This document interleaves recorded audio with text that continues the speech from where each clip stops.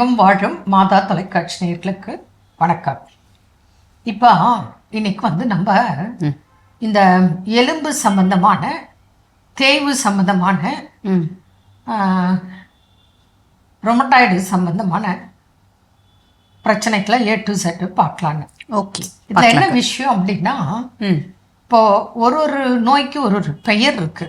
ஆமாம். இதில் நம்ம தமிழர்கள் முன்னோர்கள் என்ன அற்புதமா பேர் வச்சிருக்காங்க தெரியுமா?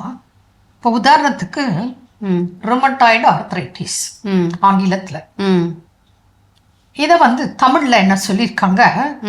சரம் வாங்கி. சரம் வாங்கி, கரெக்ட். ஏன்னா இத கவனிக்காமல் விட்டால் சரீரத்தையே பாதிக்கும்.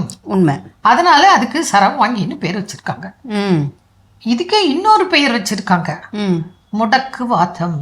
முடக்கிடும், நம்மள ஆளையே முடக்கிடும். நான் ஒரு பேஷண்ட பார்த்தேன். அவங்க கிட்டத்தட்ட அந்த லேடி ஒரு 6 அடி இருப்பாங்க. ஓ, நல்ல ஹைட் வெயிட் நல்லா இருப்பாங்க. அவங்களோட இந்த ரொமட்டாய்டு ஆர்த்ரைட்டிஸ் பாதித்த பிறகு லாஸ்ட் ஸ்டேஜ்ல நான் அவங்கள போய் பார்க்கும் தருணம் வந்தது. ஒரு 3 அடி கூட இருக்காது.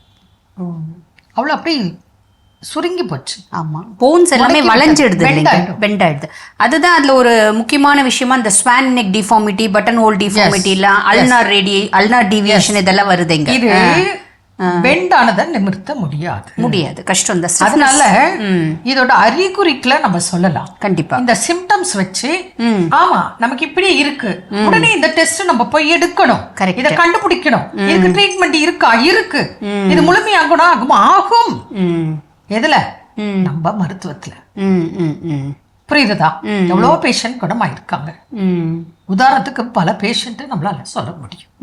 எப்படின்னா, ரொமட்டாய்டு ஆர்த்ரைட்டிஸ் இது உங்களுக்கே தெரியும், ஜாயிண்ட்டுக்கு வலி. ஆமா, உடம்புல ஜாயிண்ட்லயே வலி. ஃபர்ஸ்ட்ல ஏதோ ஒரு ஜாயிண்ட்ல, கால் விரல்ல இல்ல கை விரல்ல எங்கயாவது இல்ல ஏதாவது ஒரு ஜாயிண்ட்ல. ஃபர்ஸ்ட் ஸ்மால் ஜாயின்ட்ஸ் தானங்க அஃபெக்ட் ஆகுது. அதுக்கப்புறம் ஆமா லேட்டரா பெரிய ஜாயிண்ட்ஸ் அஃபெக்ட் ஆகுது. ரொமட்டாய்டு ஆர்த்ரைட்டிஸ் சின்ன சின்ன ஜாயிண்ட்ல ஆரம்பிச்சு பாதிப்பு, அப்புறம் பெரிய மூட்டுகள்ல பாதிப்பு வரும். ஆமா, இதே உங்களுக்கு ஓஏ ஆஸ்டியோ ஆர்த்ரைட்டிஸ் பெரிய மூட்டுகள்ல முதல்ல ஆரம்பிச்சு அப்புறம் சின்ன மூட்டுகளை பாதிக்கும். அப்படியே இதுக்கு ஆப்போசிட் அது. இதை வச்சே புரிஞ்சுக்கலாம், நமக்கு தேய்வினால் ஏற்பட்டதா அல்லது வாதத்தினால் ஏற்பட்டதா. ரத்தத்தில் வாதம் சேர்ந்து விட்டதா ரொமட்டாய்டு. இதுக்கு எப்படி இருக்கும்னா, ஜாயிண்ட்டுக்கு ஜாயிண்ட் வலி, அப்புறம் வீக்கம், அப்புறம் நீட்ட முடியாது ஸ்டிஃப்னஸ், மடக்க முடியாது ஸ்டிஃப்னஸ், சிலருக்கு அப்படியே பெண்டு கூட ஆயிடும்.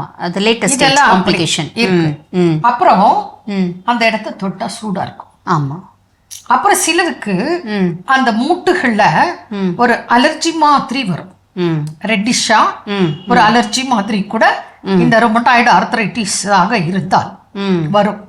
ஸ்கின் அலர்ஜி மாதிரி மூட்டுகள்லயே வரும். அப்புறம் இவங்களுக்கு ஃபீவர் வரும். இதெல்லாம் வச்சு அதே போல காலையில மார்னிங் ஸ்டிஃப்னஸ் இருக்கும். படுக்கையில இருந்து எழுறாங்கன்னு வச்சுக்கோங்க, அப்பவே அந்த ஸ்டிஃப்னஸ் இருக்கும், ஃப்ரீயா இருக்காது. அதுதான் இப்ப ஓஏக்கும் ரொமட்டாய்டு, அதாவது தேய்மான வலிக்கும் இந்த இன்ஃப்ளமேட்டரி வலிக்கும் ஒரு டிஃபரன்ஸ் கண்டுபிடிக்கிறாங்க இல்லைங்களா? அந்த மார்னிங் எந்திரிச்ச உடனே 1 மணி நேரத்துக்கு மேல ஸ்டிஃப்னஸ் இருக்குன்னா ரொமட்டாய்டு ஆர்த்ரைட்டிஸ், 1 மணி நேரத்துக்கு உள்ள ஸ்டிஃப்னஸ் இருக்குன்னா ஆஸ்டியோ ஆர்த்ரைட்டிஸ். இந்த முட்டி வருது அப்படின்னா. இன்னொரு பக்கம் அந்த டைம் ஆக ஆக காலையில இருக்கிற ஸ்டிஃப்னஸ் இந்த சன்லைட் வரும்போது, உதாரணத்துக்கு ஒரு 11 o'clock 12 o'clock ஆனா இந்த ஸ்டிஃப்னஸ் குறையும். ஆமா, ரிலீவ் ஆயிடும். கரெக்ட். அப்போ சன் பாத்துக்கும் எலும்புக்கும் சம்பந்தம் இருக்கா இல்லையா? இருக்கு.